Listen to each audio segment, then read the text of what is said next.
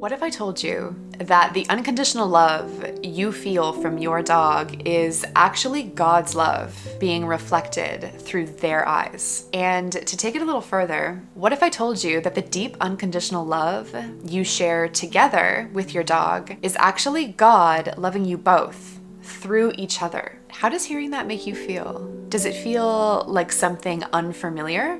Or does it make your heart swell with recognition? Does it make you feel resistance?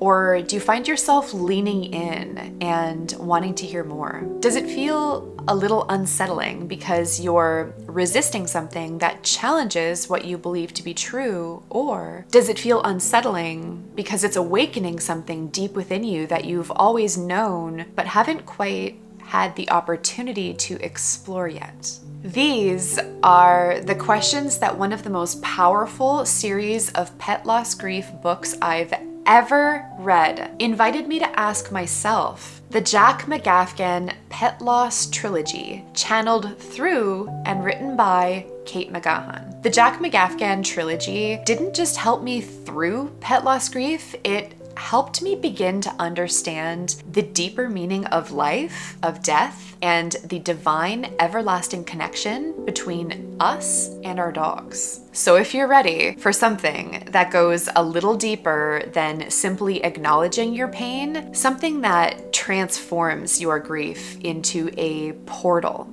for cultivating deeper love and invites another layer into your spiritual awakening, these books might be for you. And in this video, I'm going to introduce you to the trilogy before diving deep into the first book of the series, Jack McAfghan's Reflections on Life with My Master, a dog's memoir on life after death.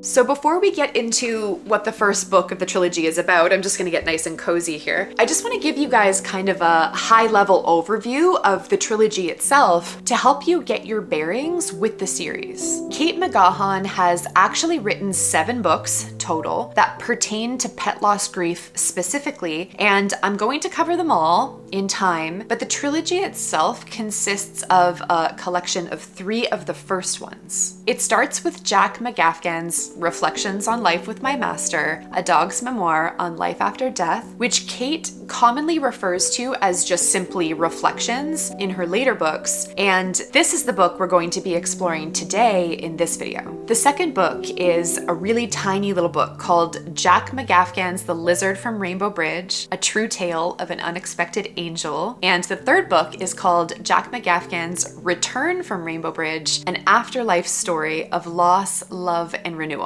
Together, these 3 books make up the official Jack McAfghan Pet Loss Trilogy, but beyond that, Kate also wrote Only Gone From Your Sight, Jack McAfghan's Little Guide to Pet Loss Grief, Jack McAfghan's Letters from Rainbow Bridge, Answers to Your Questions About Pet Loss and the Afterlife, and It's Not Putting Me Down, It's Lifting Me Up, a guilt-free guide to end-of-life decisions for pets, which is an abridged version of Only Gone From Your Sight. And then, very exciting, Kate just released her 7th Jack McAfghan book called Paw Prints from Heaven, How to Communicate with Your Pet in the Afterlife, which I actually haven't read yet, but I look forward to sharing about it with you guys when I do. So who is Kate McGahan and who is Jack McAfghan exactly? Kate McGahan is a clinical social worker and hospice grief counselor with over 40 years of experience in hospice and end-of-life care, and Jack was her mixed breed Afghan hound who actually crossed the Rainbow Bridge the day before her father also died unexpectedly. In chapter 85 of the first book, you'll learn about the exact moment that Kate was able to find enough quiet in her heart to hear Jack's voice and write these books, and you'll actually learn everything you need to know about both Kate and Jack by reading the first book in the trilogy trilogy because it's essentially the telling of their love story. So what makes this book series different from other pet loss grief books out there? I perceive three things as making this particular series so different from the rest. Number one is Kate's background. As I mentioned earlier, Kate McGahan has a long history of experience in clinical social work and grief counseling in hospice and end-of-life settings, which I feel is just such a deeply grounded place to approach the topic of pet loss grief from. Now, Kate did write a book on human grief as well, which is also titled Gone From My Sight with a different cover, but it's interesting to me that she continued most of her book writing efforts by accepting Jack's guidance to follow her heart and write what Jack wanted her to share with the world, and ended up with a series of books that integrated her clinical expertise, her deep intuition, and her lifelong spiritual studies that ended up focusing on the experience of pet loss grief specifically. I feel like her background in human end-of-life and hospice care just adds a completely new layer of depth and understanding to the often misunderstood immensity of the experience of pet loss grief that I haven't been able to find anywhere else. The second reason these books are so unique is the way Kate channels and transmutes the wisdom being shared in the trilogy through her beloved dog, Jack. Each book is written intuitively from his perspective,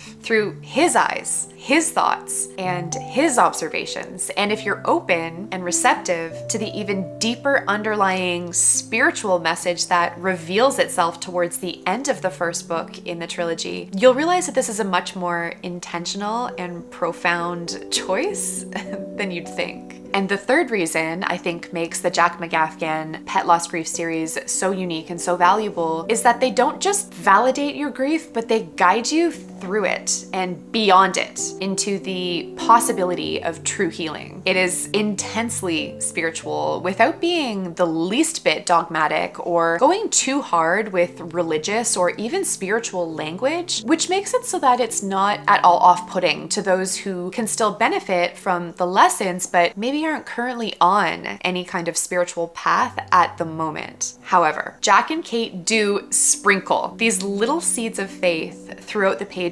like beautiful little diamonds in the rough that inevitably guide the reader's spiritual path if they're ready for it. So I would say that this book, along with the other books in the series, are perfect for those who are searching for something a little deeper than just conventional pet loss grief support. It's for those who are open and ready to explore healing from grief rather than staying stuck in their grief. It's for people who are open to exploring different areas of their spirituality and want to deepen their faith in the idea that we will see our dogs again and that there is far, far more to this life than we might think. At the same time, I would say that these books would still be quite valuable to spiritual skeptics who aren't quite ready or willing to embrace spiritual perspectives on grief, because Kate and Jack are so gentle with their approach regarding spiritual lessons and insights that it's really quite grounded at the same time. Like, it's not super woo-woo at all, and there are so many other practical gems throughout that I know will resonate with everyone's hearts. It's just that if you are a spiritual seeker, there is another level of healing and insight to be unlocked for you that is free for the taking. With that being said, I can say for sure that this series won't serve non-believers who are actively looking for reasons not to believe. So let's talk a little bit about what specifically the very first book of the trilogy, Reflections on Life with My Master, is about. Reflections is essentially the origin story of Kate and Jack's love that includes all of the little moments that led up to the manifestation of the books themselves coming into existence. It's a memoir of life on Earth, written from Jack's perspective, where he reflects on his life with Kate, who he refers to as his earthly master. It starts from when he is just a little baby puppy and moves along with everything he observes and experiences and learns throughout his life, and it ends with the moment when both he and Kate finally find true freedom and liberation in their hearts. The first 3/4 of the book shares reflections from life on Earth, but the last quarter or so of the book transitions into reflections that share about Jack's personal experience of his death. and the afterlife. Reflections on Life with My Master is so powerful because it carries a kind of deeper, secret message throughout the pages that might be more obvious to some than it is for others, but is ultimately revealed at the very, very, very end that has the effect of instantly reframing everything that you just read. I know that for me, as soon as I finished reading it, I flipped right back to the very first chapter and started reading it again with fresh eyes. Reading this book helped me understand that the indescribable love I felt from, with, and for my heart and soul dog Jonas was God's love embodied. And what's kind of bittersweet about that, almost poetic in a way, is that this truth didn't fully reveal itself to me until after he died. So it was almost like a sacrifice on his part so that I would have a reason to go on this healing journey that resulted in uncovering this truth once I was finally ready to find it. I've mentioned a couple of times in my own writing on social media that Jonas brought me closer to God, and that's really what I mean when I say that. So here are 5 key takeaways from Jack McAfghan's Reflections on Life with My Master that completely changed my experience of pet loss grief and how I approach the end of life.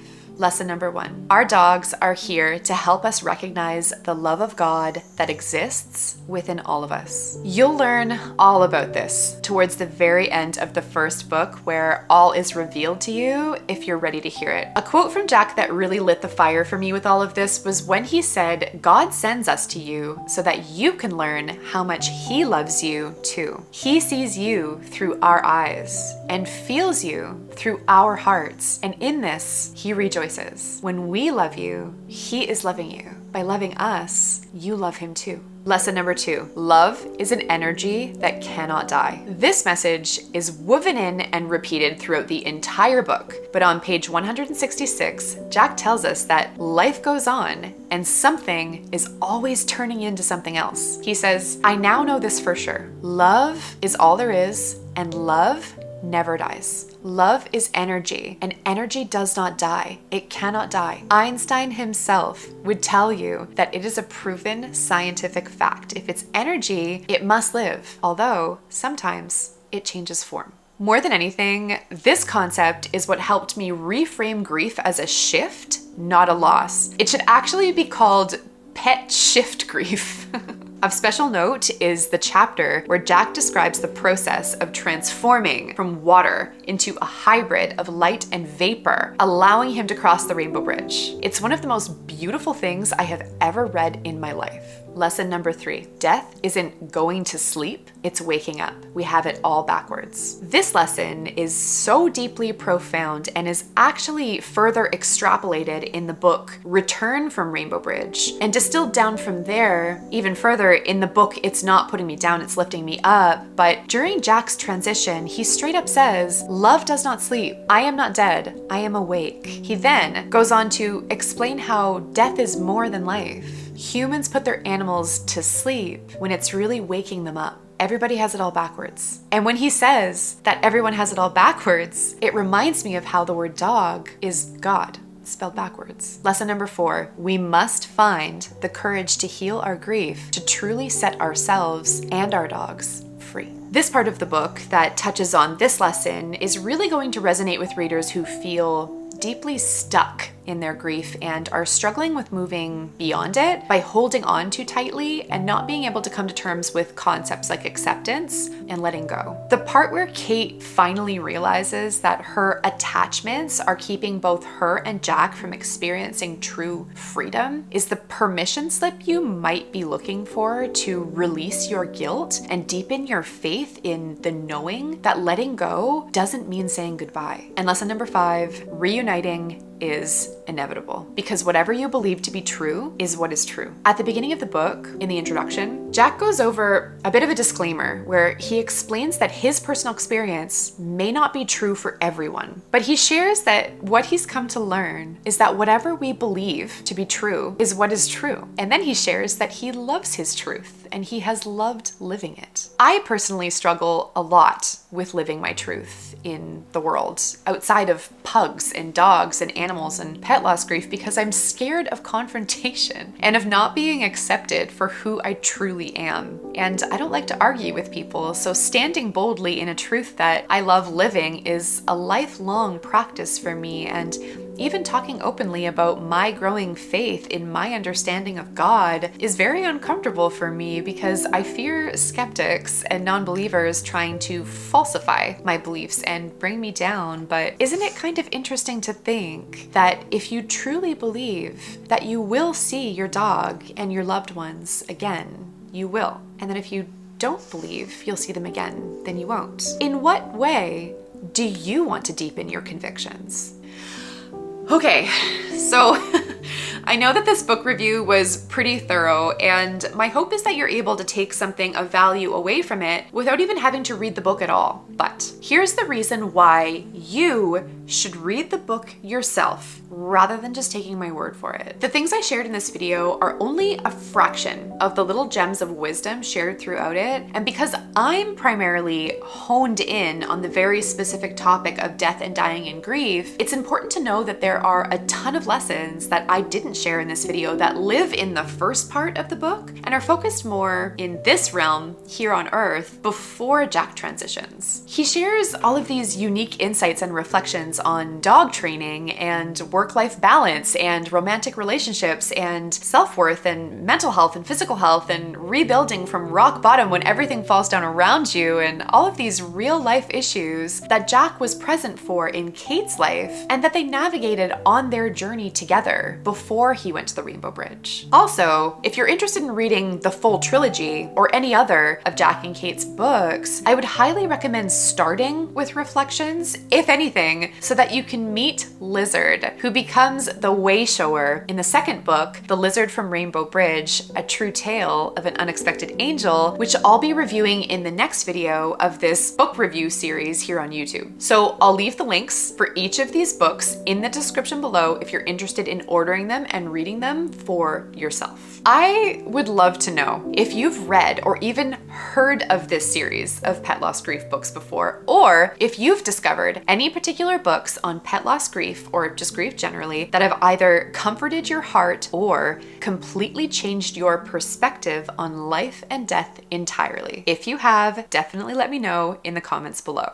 As Jack and Kate always want you to know, and as I am always reminding you, rest assured that love never ever dies. It can't, it's impossible, and I'll see you all in the next video. Bye, you guys. When we love you, he is loving you. By loving us, you love him too. I'm gonna cry. I have these memorized yet for this video, and sometimes I just I can't hold back the tears. Okay, I think I'm gonna try that one more time.